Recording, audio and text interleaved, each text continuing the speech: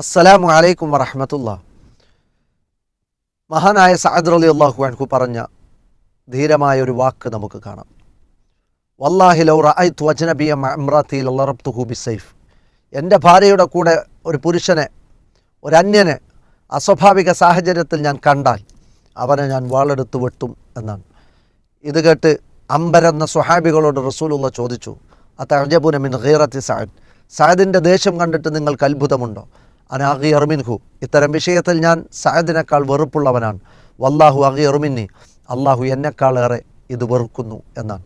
ഒരു പെണ്ണിനെ കാമദാഹത്തോടുകൂടി പ്രേമപരവശരായി നോക്കുകയും ഒരു പെണ്ണിനോട് തനിക്ക് വിഹിതമല്ലാത്ത ഒരു സഹോദരിയെ പ്രണയ ലീലാവിലാസങ്ങളോടെ സംസാരിച്ച് കിന്നാര വർത്തമാനങ്ങൾ പറഞ്ഞിരിക്കുന്നതും മറ്റു അസ്വാഭാവിക പ്രവർത്തികളിൽ ഏർപ്പെടുന്നതും അധാർമികതയാണ്, അശ്ലീലതയാണ്.